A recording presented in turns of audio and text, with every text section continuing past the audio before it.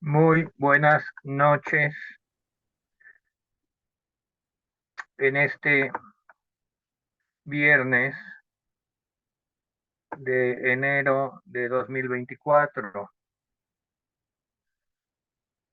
Le damos gracias al Señor que nos ha permitido iniciar el año siguiendo con las enseñanzas del reino de Dios. Le damos gracias al Señor que nos ha mantenido la salud y también el entusiasmo y el conocimiento para poder seguir adelante con la enseñanza.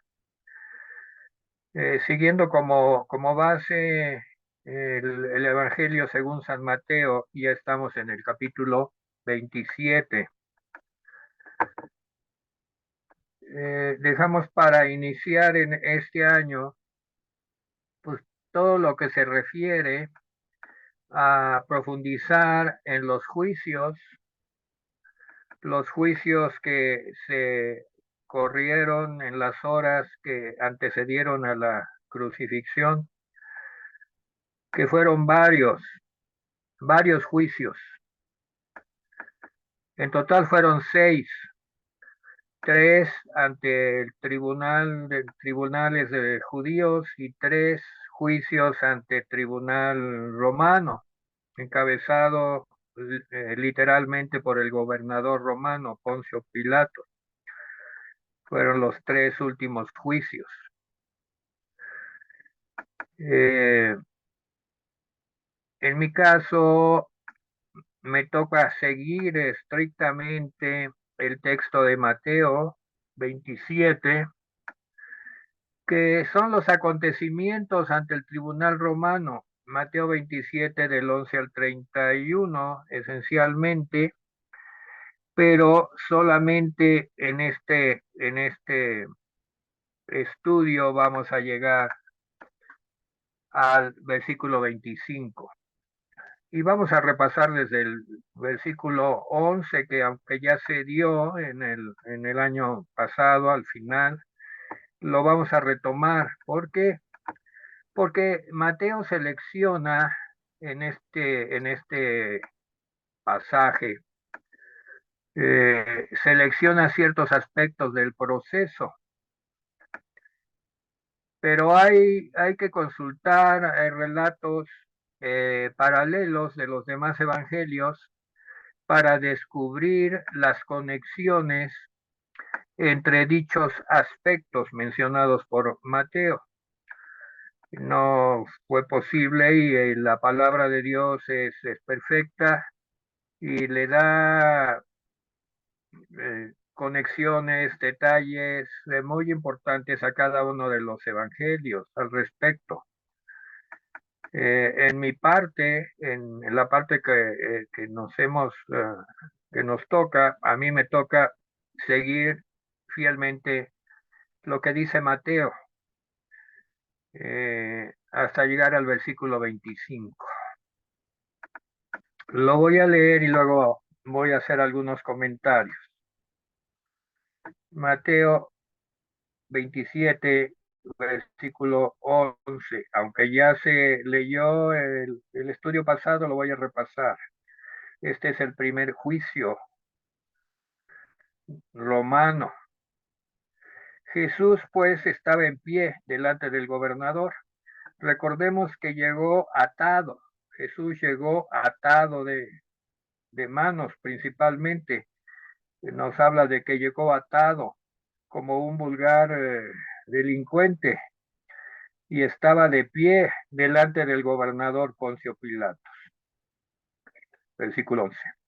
Este personaje le preguntó y le dijo, ¿eres tú el rey de los judíos? Y Jesús le dijo, tú lo dices. Fue quizás de las pocas veces que habló Jesús en todo este proceso de los juicios romanos. Y dijo, tú lo dices. Y tú lo dices es hasta cierto punto una afirmación. Así lo interpretó Poncio Pilato. Y siendo acusado por los principales sacerdotes y por los ancianos, nada respondió. Pilato entonces le dijo, ¿no oyes cuántas cosas testifican contra ti? Pero Jesús no le respondió en esta ocasión, no le respondió ni una palabra, de tal manera que el gobernador se maravillaba mucho, se maravillaba mucho. Tengo aquí unas notas que dice que una vez más frente a Jesús, Pilato se sentía muy inquieto mientras presidía el tercer juicio romano, el sexto y final de todos. Hay el evento que me parece que solo Mateo lo menciona, que la esposa de Pilatos le envió un mensaje advirtiéndole que no tuviera nada que ver con la conspiración judía para matar a Jesús. O sea, su propia esposa le pide a Pilato que haga lo necesario para no intervenir o no tener nada que ver con esa conspiración que a voces ya se sabía, aunque era muy temprano, pero las noticias corrían rápido. Además, pues ella había tenido un sueño y había quedado muy inquieta de ese sueño. No lo dice Mateo, pero eh, lo dice, bueno, sí lo dice en el versículo 19. Es el único evangelio que lo dice. Vamos a leer la parte del 15 al 25. Ahora bien, en el día de la fiesta acostumbraba el gobernador soltar al pueblo un preso, el que quisiera. Y tenían entonces un preso famoso llamado Barrabás. Reunidos pues, ellos le dijeron, Pilato, les dijo Pilato a ellos, ¿a quién queréis que os suelte? ¿A Barrabás o a Jesús llamado el Cristo? Esta reunión fue una reunión un tanto de pocas gentes, solo eran los principales sacerdotes y los escribas, y no fue adentro del pretorio, porque ellos no entraban. Pilato sabía que por envidia le habían entregado, y estando él sentado en el tribunal, su mujer le mandó decir, no tengas nada que ver con ese justo, porque hoy he padecido mucho en sueños por causa de él. Bueno, no da más indicación de qué tipo de sueños, de dónde provenían los sueños, pero indudablemente que la voz de la esposa inquietó todavía más a Poncio Pilato. Poncio Pilatos. Pero los líderes eran implacables en su insistencia de que Jesús fuera ejecutado y se estaba volviendo una situación maligna porque estaban usando veladas amenazas de informar de una resurrección contra el César, de lo cual Poncio Pilato pues sería responsable. Era el elemento que usaban los religiosos judíos para presionar a Poncio Pilato. Eh, para empeorar las cosas, al avanzar las horas, la multitud fuera de la sala del juicio había crecido y amenazaba con amotinarse. Este era el clima que reinaba. Lo externo, porque no todo está en Mateo, pero sí tenemos que entender que era un clima muy difícil muy difícil para principalmente Poncio Pilatos, desde luego para el Señor Jesús, eh, pero él sabía a dónde iba. Versículo 20 en Mateo 27:20. Pero los principales sacerdotes y los ancianos persuadieron a la multitud que pidiese a Barrabás y que Jesús fuese muerto. Y respondiendo el gobernador les dijo: ¿a cuál de los dos queréis que os suelte? Este es hasta cierto punto un juicio, ¿verdad? Un juicio, pero público, sin ninguna ley, solamente por las emociones. No estaba basado en la ley romana, solamente era una manera de salir del paso. Pilato les dijo: ¿qué pues haré de Jesús? Ellos dijeron: suelta a Barrabás. ¿Qué pues haré de Jesús? Dijo Pilatos: Jesús, llamado el Cristo. Todos le dijeron: sea crucificado. Es el título de este estudio. Todos le dijeron: sea crucificado. Y el gobernador les dijo: pues qué mal ha hecho.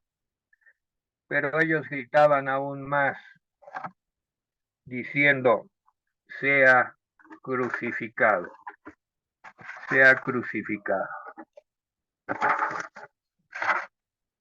Verdaderamente era, estaban amotinados, estaban llenos de furia, y en la medida que pasaba el tiempo, más se enfurecían. Tratando de calmarlos, el gobernador les dijo, versículo 23, pues qué mal ha hecho. Pero ellos gritaban aún más, diciendo: sea crucificado, sea crucificado.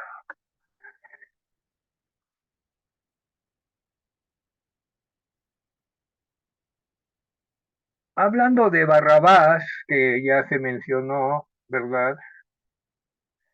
En el versículo 16, que tenía un preso llamado Barrabás y ofreció soltar a alguno,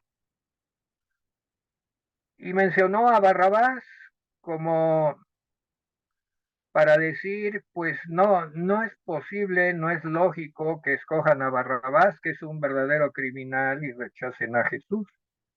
Fue un truco, fue una salida de Poncio Pilatos para ver si salía del compromiso y lograba que, bueno, pues la multitud pidiera soltar a Jesús, porque Barrabás pues merecía la cruz. Se habla mucho y no está confirmado, pero es muy posible que los dos hombres que posteriormente fueron crucificados junto a Jesús hayan sido parte de la banda, de los delincuentes que habían delinquido junto a Barrabás, y por lo tanto la cruz que finalmente le tocó a Jesús originalmente había sido destinada para crucificar a Barrabás, porque no era fácil preparar una crucifixión de un momento a otro. Requería preparar recursos para crucificar a los delincuentes. Entonces, a Pilato no le quedaba más que poner a Barrabás o a Jesús a la luz de los prácticamente amotinados judíos que estaban en las afueras del pretorio gritando todo tipo de frases de rebelión. Casi casi se rebelaban contra la autoridad del gobernador romano, si es que no hacía lo que ellos estaban queriendo que hiciera.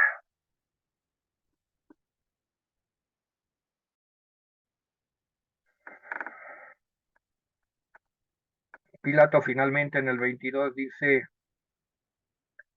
¿qué pues haré de Jesús llamado el Cristo?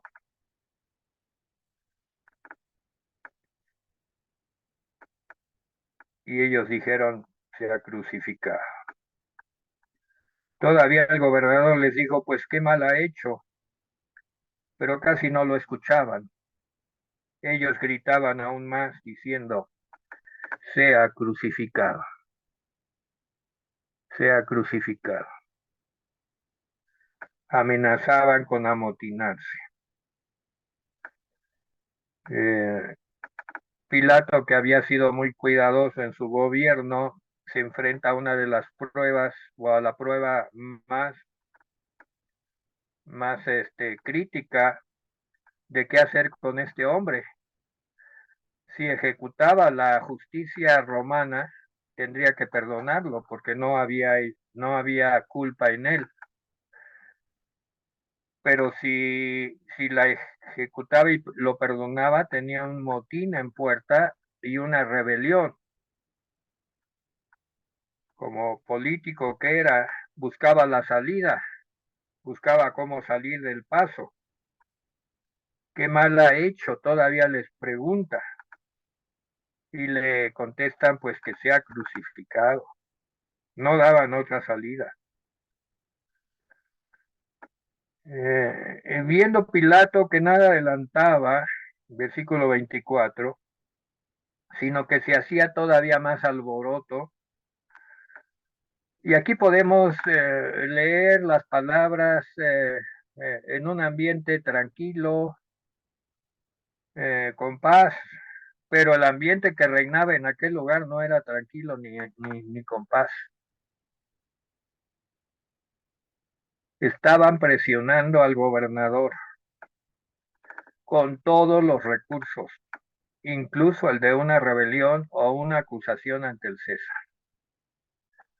para que el gobernador les entregara al reo para ser crucificado, un reo que ningún mal había hecho, solamente el bien y el amor había derramado sobre esa tierra.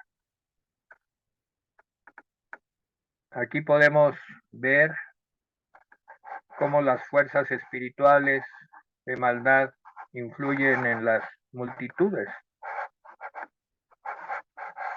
El maligno estaba en su elemento y pensaba en su furia contra el Hijo de Dios que muriendo él, el maligno se saldría con la suya. Y más asusaba a esos hombres que estaban en las emociones, en la religiosidad y manipulados por sus liderazgos. A tal grado la situación era que, versículo 24, viendo Pilato que nada adelantaba, sino que se hacía todavía más alboroto, tomó agua y se lavó las manos delante del pueblo, diciendo: inocente soy yo de la sangre de este justo, allá vosotros. Curiosamente, el juez proclama su inocencia de lo que iba a hacer. Curiosa manera de ejercer la justicia. Y la justicia humana, la justicia reputada como la más perfeccionada, la justicia romana.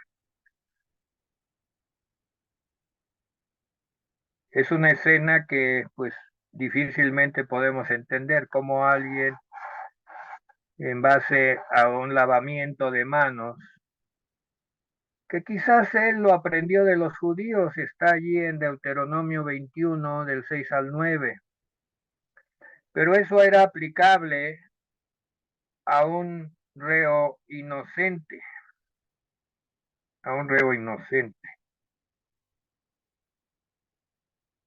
No era aplicable para este caso, pero Así procedió Poncio Pilato. El recurso lo sacó de su bagaje de recursos políticos para los momentos difíciles de su reinado, de su gobernatura. Y termina esta porción que nos hemos propuesto comentar con el versículo 25.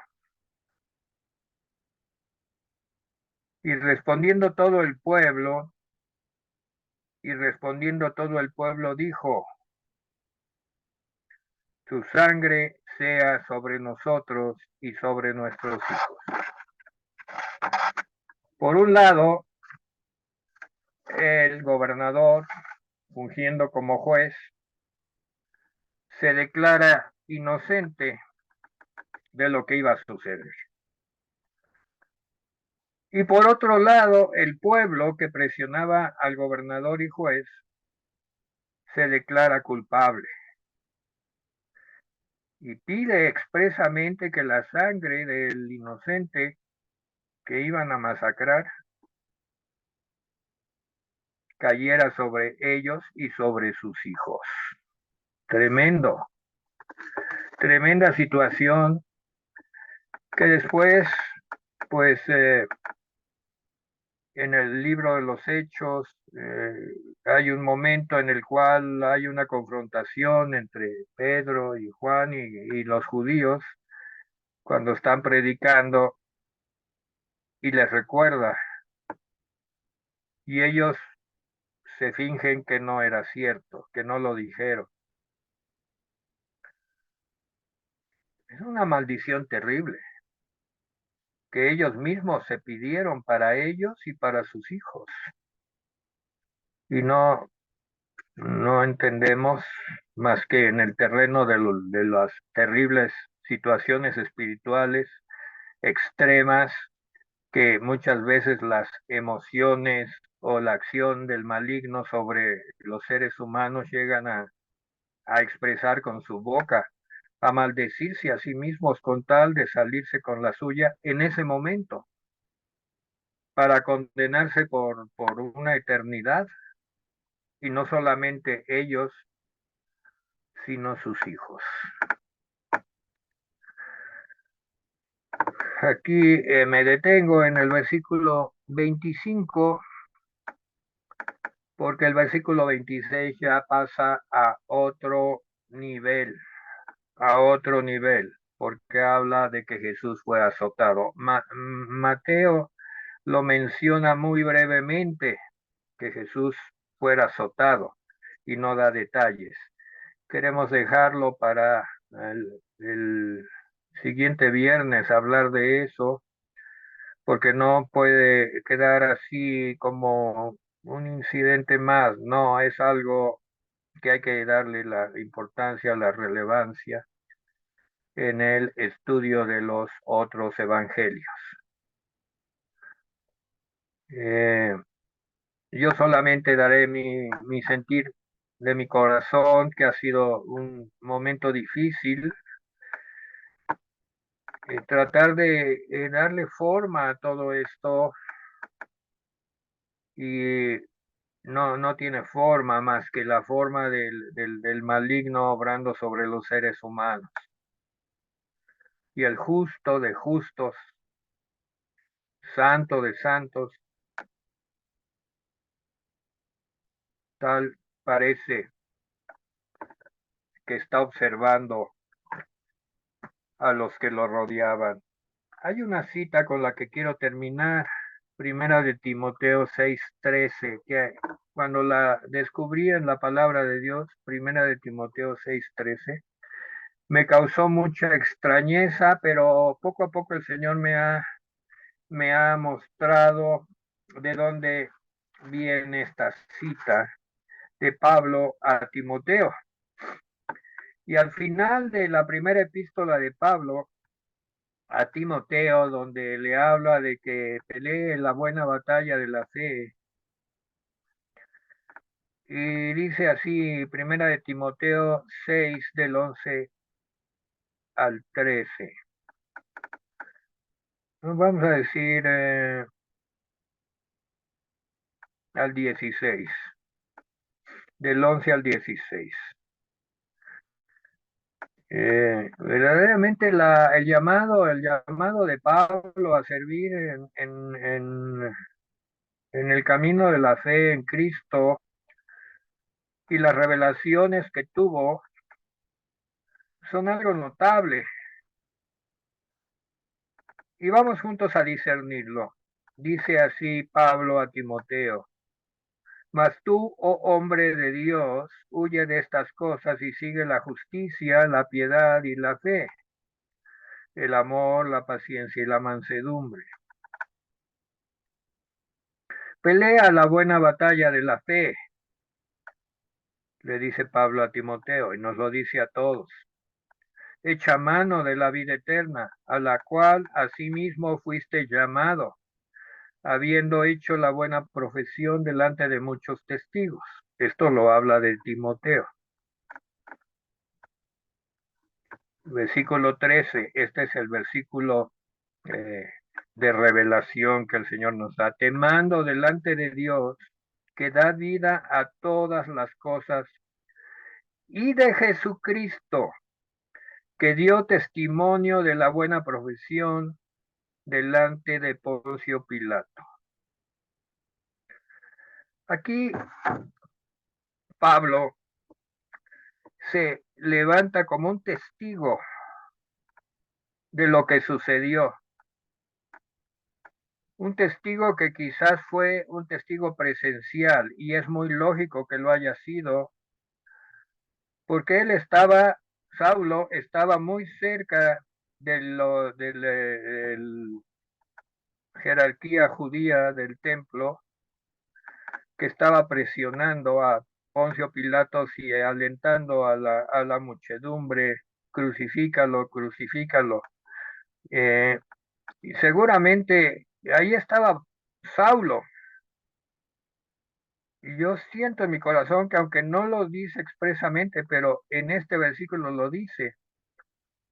Y dice: Jesucristo dio testimonio de la buena profesión delante de Poncio Pilato. O sea, de esos 3 juicios que soportó delante de Poncio Pilato, de todas esas acusaciones y todas esas maltratos hasta el grado sumo, maltratos hasta antes de la muerte. La manera como maltrataron a Jesús pudo haberlo llevado a la muerte antes de llegar a la cruz. Y aquí dice que Jesús dio testimonio de la buena profesión delante de Poncio Pilato. Una exhortación a todos los creyentes para imitar a Jesús ante cualquier situación extrema. Conmovido y pues lleno de esperanza y de fe y de confianza, que seguimos al verdadero, la verdad, pues dejo en manos del estudio, en manos de la sierva de Dios, Yazaret Rivera Herrera, que se dará la tarea en base al estudio de los demás evangelios, unir las cosas que necesitan ser unidos en estos pasajes. Adelante, Yazaret.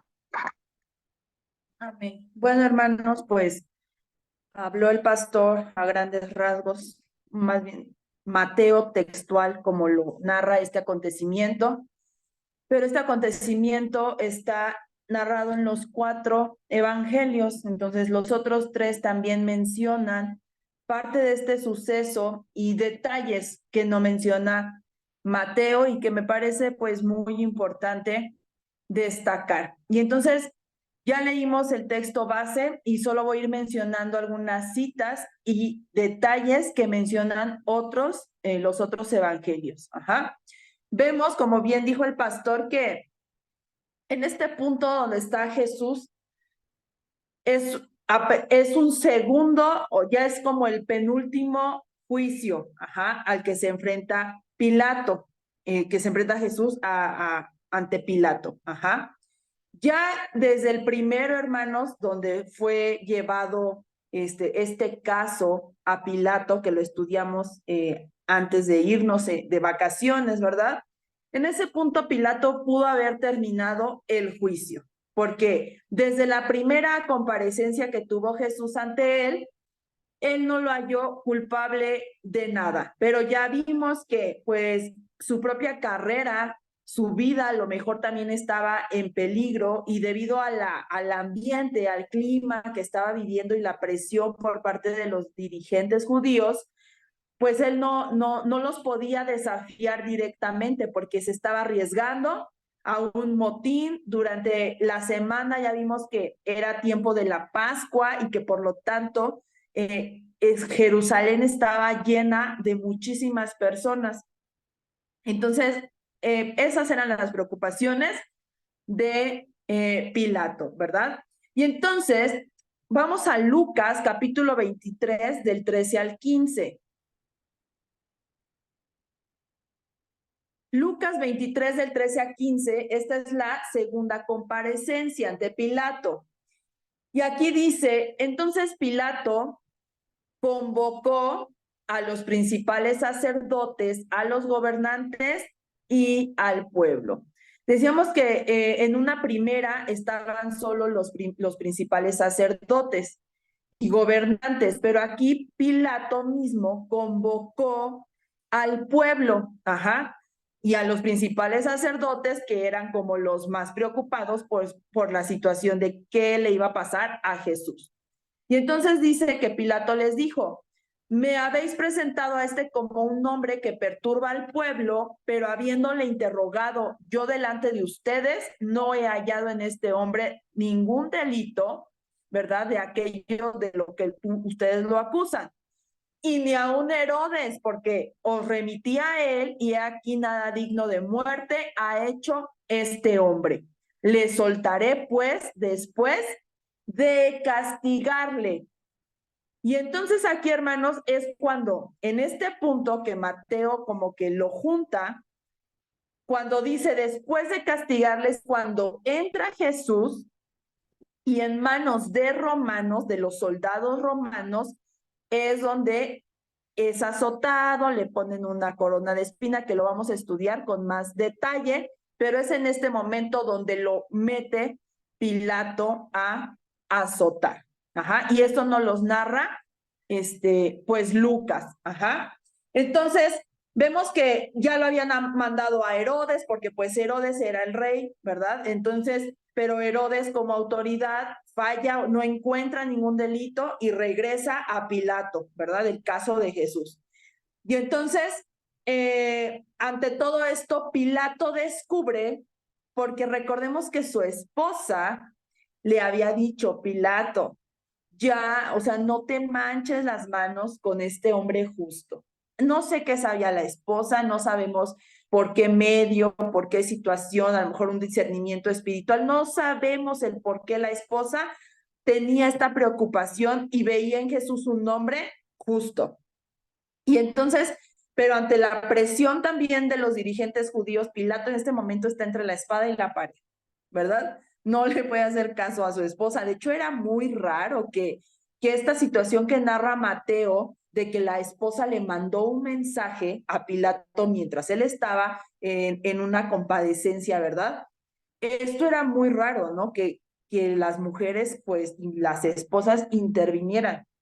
Pero pues Pilato, de repente, cuando recordemos que había hablado con Jesús y cuando Jesús le dice, ¿qué es la verdad? Que fue lo que estudiamos, ¿verdad? En los estudios pasados.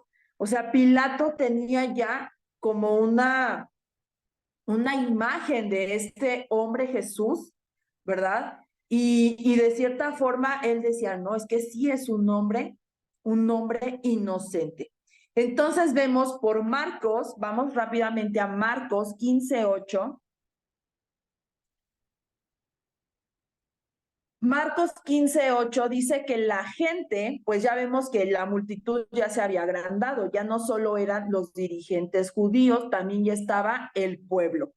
Y vemos que ellos mismos, la multitud, que eran todos, que vemos en Mateo que estos dirigentes judíos habían persuadido ya a la mayoría de las personas que estaban ahí para pedir y gritar al unísono que crucificaran a Jesús. Ya estaban influenciados, ya se habían dejado llevar por lo que habían dicho sus dirigentes religiosos. Y entonces dice Marcos 15:8, la multitud comenzó a pedir a quien, a Pilato, que hiciese como siempre les había hecho. ¿Y qué era lo que siempre les había hecho? Pues esto de soltar, el gobernador soltaba al pueblo un preso. Esto era un acto que no se dio en ese momento, hermanos. Era una costumbre que con el fin de ayudar a reducir la tensión que había entre los judíos, que era una nación sometida a Roma, pues había hecho como esta costumbre, como un medio de paz. Ajá. Entonces, de esa forma, pues como que Pilato dijo, pues de ahí me voy a agarrar, ¿no? Me voy a agarrar de ahí porque este hombre es inocente y yo no quiero su sangre en mis manos. Y entonces la multitud le comienza a decir, no, que danos, el gobernador tenía que soltar un preso y la saca el preso y saca a Barrabás. Ajá, saca Barrabás. Lucas 23:25 y el Evangelio de Juan 18:40 nos dicen más sobre este delincuente. Y dicen que pues este delincuente era una amenaza, ¿verdad? Tanto para sus compatriotas como para sus opresores. Ajá. Y él estaba cumpliendo una sentencia de gravedad por sus delitos, porque dice Juan y Lucas, nos dice que él estaba acusado de sedición. Ajá. O sea, él se oponía a Roma abiertamente, además había cometido un asesinato y había robado. Entonces, él ya su sentencia era que él sí iba a ser ejecutado. Y entonces Pilato suelta a esta persona. Hermanos, yo no pienso, no creo que Barrabás hubiera sido el único delincuente. No, yo no lo creo. Pero si vemos este personaje, irónicamente, es como el contraste o Barrabás representaba en persona lo que acusaban a Jesús, o sea, de lo que acusaban a Jesús, que alteraba el orden público, que de sedición, no de haber asesinado, ¿no? Pero sí de que, pues de que era hereje, de que muchas cosas. Barrabás representaba verdaderamente esa persona de lo que acusaban a Jesús. Y entonces Pilato también en algún momento habló con Barrabás.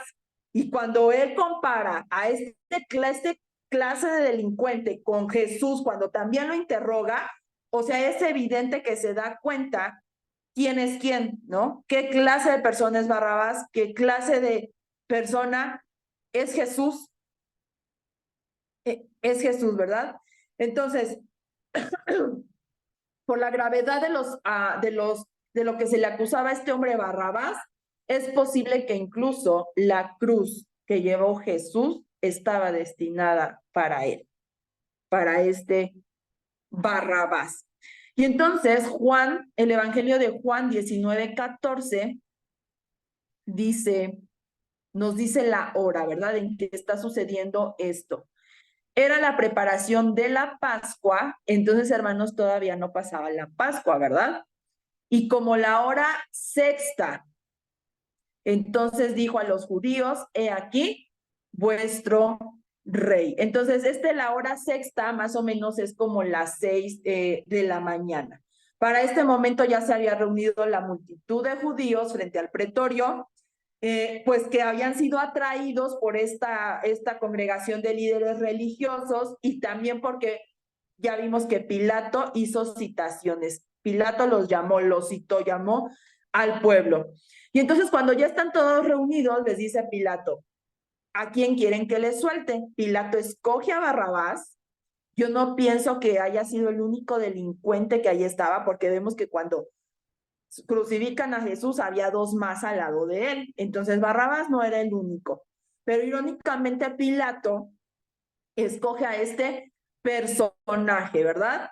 Y dice entonces a Barrabás, que era así como lo peor de lo peorcito, o a Jesús llamado el Cristo. Y a pesar de que Pilato sí tenía un desprecio por los judíos, este gobernador había aprendido suficiente sus costumbres, tanto que esa acción que hizo de lavarse las manos fue también como, pues eso se hacía según la ley de Moisés, pero Pilato era romano. ¿Por qué hizo esa acción? ¿Verdad? Y entonces seguramente Pilato sabía sobre las creencias de este pueblo judío, sobre las creencias y la ley que seguía estos líderes religiosos, y seguramente sabía que ellos esperaban a un libertador prometido, a quien ellos llamaban el Cristo o Mesías. Pilato también sabía que muchos judíos, mucha gente, la gente que tuvo contacto con Jesús, le había atribuido ese título a Jesús. Por eso es cuando dice que Pilato sabía que tenían envidia, es porque sabía que mucha gente seguía a Jesús porque lo creían verdaderamente el Mesías esperado, el Cristo.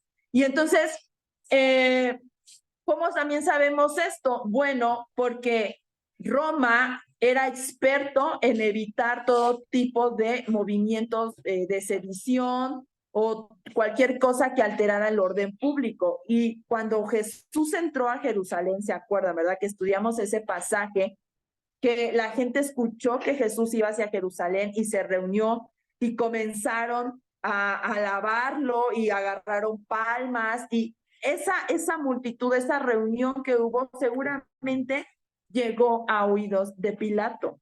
O sea, no había, ante un gobernador romano no había nada que le fuera desconocido, era su chamba, era su trabajo, ¿verdad?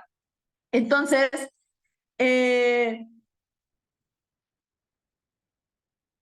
los principales sacerdotes y los ancianos entonces aprovecharon la oportunidad en ese momento cuando la esposa le manda un mensaje a Pilato, persuaden a la multitud para que pidiera a Barrabás y no a Jesús, ¿verdad? Y que al contrario dijeran que Jesús fuera crucificado.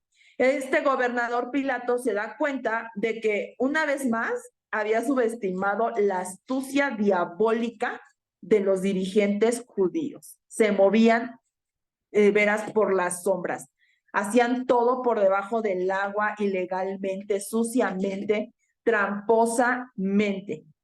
Y esto, hermanos, esta astucia diabólica de estos dirigentes movió a una multitud de personas. Y es por eso que se dice que dentro de esas multitudes que gritaban, queremos a Barrabás, crucifiquen a Jesús, había personas incluso que habían tenido contacto con Jesús, e incluso Jesús las había sanado. ¿Por qué? Porque fueron influenciadas por estas mentes diabólicas, ¿no? Que estaban bajo la influencia, pues definitivamente, de Satanás. Entonces, cuando les pregunta quién de los dos quieren que les suelte, sin titubear y al unísono, ellos dicen a Barrabás. Entonces, Jesús había sido declarado inocente según la ley romana. Pilato ahora estaba totalmente legalmente libre para soltar tanto a Jesús como a Barrabás. O sea, ya no había ningún impedimento legalmente hablando, hermanos, para que soltaran a Barrabás como lo hacía la costumbre, y a Jesús porque simplemente era inocente. Pero sin embargo, Pilato usó esto porque de cierta forma él quería escapar de no ser culpable por la sangre de Jesús, que él sabía que era inocente, pero por otro lado quería que la multitud, al ver estas cosas que para él que era un incrédulo, que era un romano, que no conocía nada de la ley de Dios, le dio temor, hermanos, le dio miedo, porque dice otro de los evangelios que Pilato le dio miedo. De repente sintió temor de quién era esa persona que era inocente, pero pudo más el miedo, el perder su seguridad superficial de su puesto de trabajo, su rango romano, pudo más eso que verdaderamente ceder ante la justicia, que verdaderamente ceder ante lo que era correcto. Pudo más, pues eso, ¿verdad? Y es cuando les hace esta pregunta. Ok, le suelto a Barrabás y en un último esfuerzo por hacer una justicia real a un hombre inocente, les vuelve a preguntar, y entonces, ¿qué pues haré de Jesús llamado el Cristo? Y nuevamente, sin vacilación, todos le dijeron, sea crucificado.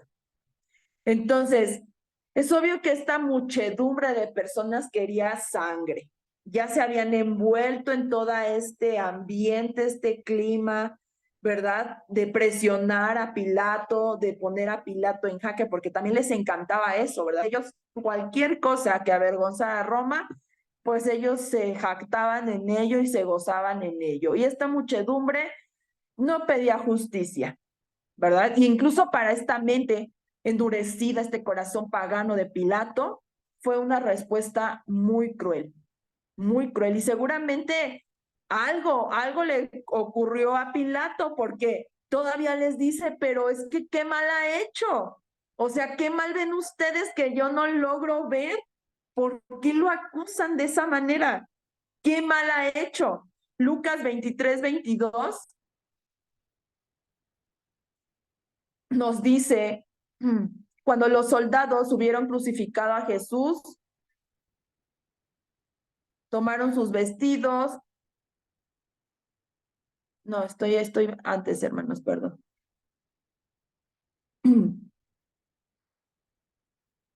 Sí, Lucas 23-22, perdón. Él les dijo por tercera vez, pues qué mal ha hecho ningún delito digno de muerte he hallado en él, le castigaré pues y le soltaré. Y otra vez aquí en Lucas, ¿verdad? Nos habla que en ese momento Jesús fue metido, entregado a los soldados, y fue cuando ocurrió lo que después vamos a ver con los soldados romanos, donde lo golpearon, lo escupieron, le quitaron sus ropas. Ajá. Pero, hermanos, hay que entender pues esta parte, ¿verdad? Porque mucha de esta gente había conocido verdaderamente a Jesús. Mucha de esta gente, yo estoy segura que fue de quienes conocieron, de los que hasta fueron alimentados quizá por Jesús, de los que seguían a Jesús para escuchar lo que él hablaba. Y sin embargo, en este momento, ellos totalmente se dejaron llevar por la situación que vieron, por la muchedumbre, por las masas. Y pues si nuestros dirigentes judíos dicen que hay que crucificar a ese hombre, pues hay que hacerlo. Y gritaban y les hacían caso. Y sí, pidan a Barrabás, pidan que sea entregado a Barrabás, que a Jesús lo crucifiquen, digan eso. Y toda la gente, llevados por este emocionalismo, es por eso que ese emocionalismo, hermanos, no puede actuar en la vida de un cristiano. Porque hoy en día vemos esta situación. Vemos multitudes, muchedumbres que han conocido a Jesús y que movidas por un emocionalismo, hermanos, hacen cosas terribles, completamente ajenas a lo que la palabra de Dios dice. Esto es una realidad. Y es por eso que la Biblia no dice que nos debemos de mover por las emociones, por el emocionalismo, por cómo se mueven las masas, las multitudes, la mayoría. No, Jesús dice, tienen que poner los ojos en mí, tienen que seguir mis pisadas. Jesús dice, la puerta para hallarme es muy pequeña, y solo puedes entrar de a uno, porque él dijo que la puerta amplia y espaciosa, por ahí es donde entran las multitudes, por ahí entran la muchedumbre, pero dice, pero para encontrarme a mí, seguirme a mí, la puerta es muy pequeña. Y bueno, hermanos,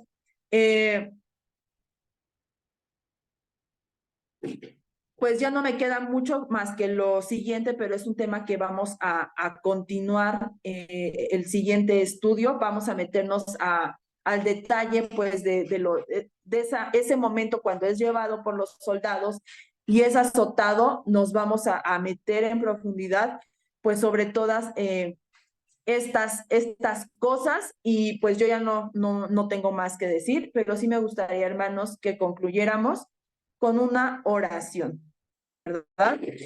Bendito Dios, pues te agradecemos, Señor, mucho por tu palabra, Padre. Qué bueno, Señor, que podemos leer esto, Señor, que podemos, Padre, aprender de esto, la oportunidad, Señor, de que tu Espíritu Santo, Señor, nos recuerda, Padre, esta obra redentora, Señor, de Jesús, de Jesús que hoy es el Señor de señores, el Rey de reyes, pero en este momento, Señor, que estamos estudiando en la palabra, era un hombre, Señor. Era un hombre, como lo dice Filipenses, Señor 4, que él se había despojado de sí mismo, de su posición en el cielo, no se aferró a ello, bajó a este mundo en forma de un hombre y se humilló a sí mismo y fue obediente, y esa obediencia, Señor, lo llevó a la muerte, y no cualquier muerte, sino una muerte de cruz. Aquí Jesús, Señor, te estás mostrando, nos lo recuerdas, nos lo enseñas como un hombre como tú, como yo, que bien pudo responder de otra manera, que bien pudo eh, quejarse, rezongar, responder y con veracidad decir, no soy culpable y no tienen por qué matarme, y sin embargo él cayó, y sin embargo él fue obediente, él se apegó al plan redentor de Dios, el único que nos podía dar la salvación, el único por el cual hoy tú y yo, querido hermano, podemos ser salvos. Es la única forma. Y es por eso que Jesús nuestro Señor es el único mediador, es el único medio para llegar al Padre, es el único en el cual hay salvación, y no hay nadie fuera de él que pueda darnos lo que él hizo en la cruz del Calvario. Gracias, mi Dios, gracias por recordarnos estas verdades, Señor, tan importantes porque allá afuera, Señor, la muchedumbre, Señor, se deja guiar, Señor, por estas emociones, por el emocionalismo, Señor, y van en pos de dioses, Señor, que para ellos los hacen sus dioses, Señor, y son dioses de yeso, de piedra, Señor, dioses que perecen como el dinero, como las riquezas, infinidad de cosas, Señor, que tampoco te agradan, Padre, y pierden de vista que tú moriste por nosotros, Señor, que tú llevaste sobre ti mismo nuestros pecados, esa maldad, Señor, que culminó en este pasaje, Señor, que así como podemos ver, Señor, cuán misericordioso y cuán amoroso, Señor, fuiste por amor, Señor, por amor, Dios, no levantaste la voz, no te defendiste porque nos estabas amando, Señor. Pero también podemos ver cuánta fue la maldad, cuánto se manifestó el mal, Señor, que hay en cada mano, que por eso necesitábamos, Señor, y necesitamos de ti, porque somos malignos, Señor. Si no es por ti, mi Dios, no hay nada bueno en nosotros. No hay nada bueno. Tú, Señor, que pagaste el precio y que con tu sangre, Señor, lavaste nuestros pecados. Solo es por ti, Señor. Por favor, Señor, danos esta conciencia de conocimiento, Padre, sobre estas verdades tan importantes para nuestra fe, que nunca, Señor, las perdamos de vista. Gracias, Señor, por recordarnos tu obra redentora. Gracias, Señor, por todo lo que hiciste por nosotros, mi Dios. En el nombre de Jesús. Amén. Bueno, hermanos, ¿tiene algo que agregar, Paz? ¿O damos por terminado esto.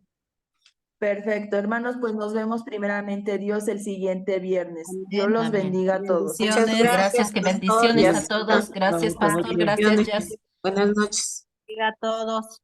Gracias. Bendiciones. Dátelo.